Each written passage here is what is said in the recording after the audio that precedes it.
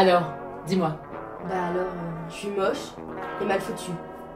Moi, je voudrais ressembler à Keira Knightley ou Barbie. Mais t'es pas mal foutu. Ça s'appelle de la dysmorphophobie ce que tu nous fais là. Et la dysmorphophobie, c'est à cause de Barbie. Regarde, son cou est anormalement long. Si on avait tous un cou comme elle, on pourrait pas tenir notre tête sur nos épaules. Et ses jambes, elles font le double de ses bras. Mais aucun être humain a des jambes qui font le double de ses bras. Alors le modèle à qui tu veux ressembler là, il est pas humain. Et elle, c'est Photoshop ma biche. Tu sais, c'est à ton âge que tu vas déterminer ta personnalité d'adulte. Et c'est complexe là, ils existent pas. C'est dans ta tête. Et ça il faut que ça change. Avec moi, pas de shopping, pas de relooking. Et surtout, pas de scrolling.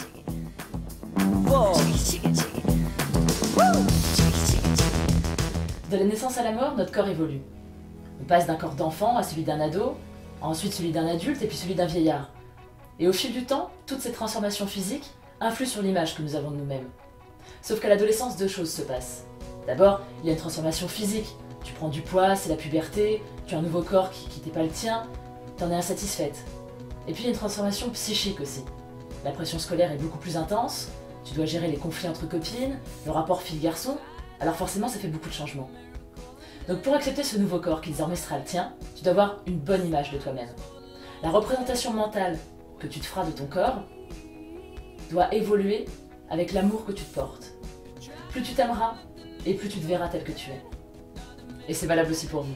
Mais pour cela, il y a des exercices simples.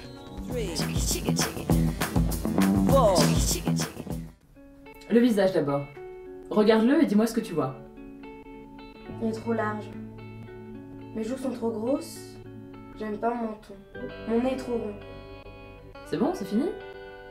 Tu remarques que tu viens de dire que des choses négatives là? Alors regarde-toi à nouveau, sans te juger, et dis-moi tout ce que tu trouves plutôt beau et réussi. Ma ligne de sourcils. Mes yeux. Mes dents. Mon sourire.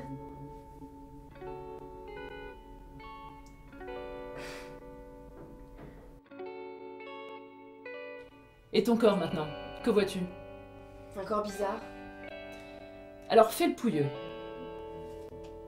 Tiens-toi vraiment mal, et comment tu te trouves là? C'est moche, je suis horrible.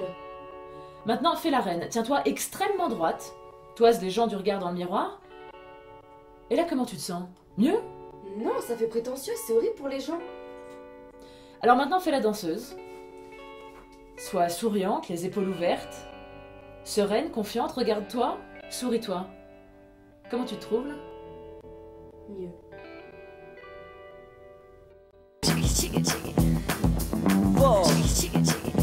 Maintenant, je te propose un autre exercice pour reprendre confiance en toi.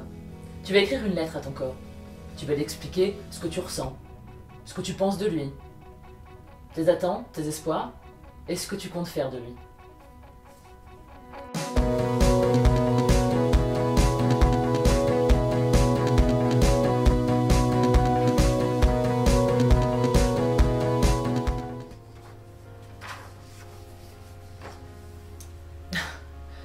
Ah bah maintenant que tu lui as dit que tu le trouvais trop large ton corps, à ton avis, à la réception d'une lettre comme ça, il te répondrait quoi?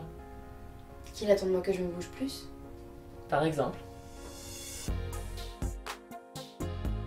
Il est important à votre âge d'avoir confiance en vous, de s'aimer tel que vous êtes. Nous ne sommes pas tous égaux et heureusement parce qu'il faut tout pour faire un monde. Accepter ses différences, ses qualités, ses défauts, c'est primordial pour avoir une bonne image de soi. Se regarder dans la glace en entier, sans se focaliser sur ses défauts, se faire des compliments devant le miroir, ça c'est important. Vous ne devez pas vous laisser influencer par la publicité, le showbiz, la mode, les régimes, les produits amassissants. Leur but est financier. Leur but n'est pas le bien-être, ni la confiance en soi. Maintenant que nous avons donné des astuces pour appréhender son corps, nous allons pouvoir améliorer notre état d'esprit, nos attentes et nos projets. Dans ce deuxième exercice, vous allez devoir déterminer quels sont vos projets les plus fous, quelle est votre mission sur Terre et quelles sont vos attentes. Dans ces trois choses, quelle est la place de votre corps? Elle est assez minime, non? Maintenant, écris 5 caractéristiques qui te définissent et qui n'ont rien à voir avec ton physique ou avec ton corps. Relis-les aussi souvent que possible et tu pourras constater que tu as d'autres qualités qui comptent. Vous aussi, vous pouvez demander à vos parents, père, mère, frère, sœur, oncle, tante, s'ils n'ont pas un défaut, un complexe, quelque chose qu'ils aimeraient changer. Et vous constaterez que tout le monde vous répondra qu'il trouve son nez trop gros, ou son menton trop proéminent, ou des trop grandes oreilles, et pourtant tout le monde vit très bien comme ça. Donc en fait, si j'ai bien compris, plus on reprend confiance en soi, plus on peut aimer les autres et se faire aimer. Donc ça veut dire que quelqu'un tombera plus facilement amoureux de moi si je me sens mieux. Absolument. Il faut s'aimer soi-même, et c'est ce qu'on a vu dans les exercices. Et tout ça, ça y contribue. D'aider les gens aussi, de faire des bonnes actions, de s'entourer de gens positifs, des gens avec qui on se sent pas jugé, des gens avec qui on se sent bien. Tout ça, ça permet d'avoir une bonne image de soi. Se comporter normalement, avec ses défauts, permet d'être en adéquation avec ce que l'on veut. Et le charme dans tout ça? Le charme, c'est subjectif. Le charme, on ne le voit pas quand on se regarde dans le miroir. Alors pourquoi ne pas développer notre propre charme? Un être qui a du charme en a pour tout le monde.